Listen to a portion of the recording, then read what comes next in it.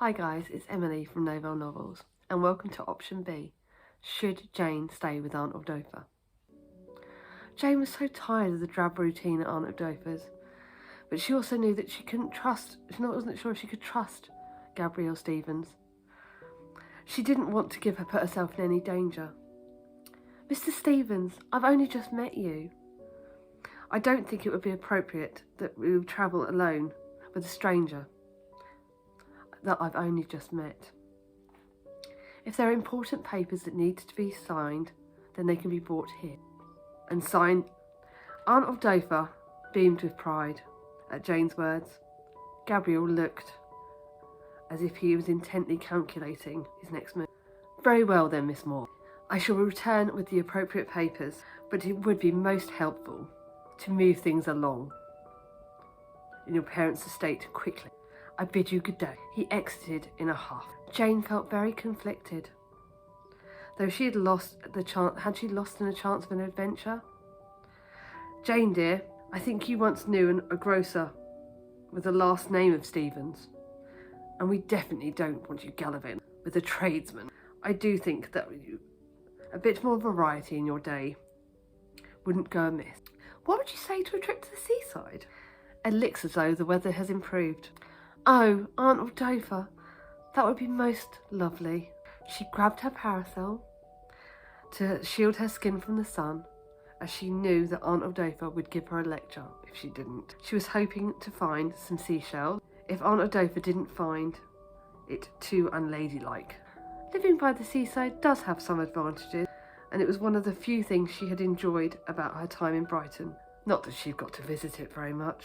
Her decision not to drop everything and run off with Gabrielle Stevens must have tugged on Aunt Adolpha's heart. She had never married or had any children of her own, so Jane was now the closest to a daughter she would have. As Jane came down the stairs, she heard, "Jane, how many times have I told you not to slouch?" She tried to focus on the fact that she was going to breathe the sea air and simply said, "Yes, Aunt Adolpha," as she straightened her posture. And once the sea view came into view, Jane's spirit lifted. She loved what a sensory experience by the seaside was. The wind blowing, the salty sea air, the waves crashing around, the loud chatter of seagulls, and touching sand when she ever got the chance.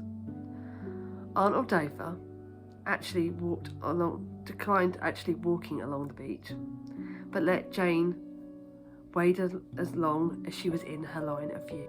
It had turned out to be a lovely October weather for a beach day. Slightly cool, but a shawl that Jane would keep her warm enough. As she walked along the beach, she noticed a woman bending over collecting seashells, and a man standing by her. Jane was struck by the fact it was the first African person she'd ever seen in person. The woman looked up and locked eyes with Jane and knew that it was simply impolite not to introduce herself. But the woman had such an inviting presence, and Jane felt that she might be a kindred spirit. Now you must choose. Should Jane violate the social norms and introduce herself to this intriguing couple, or should she continue and hope for a chance that she may meet them again?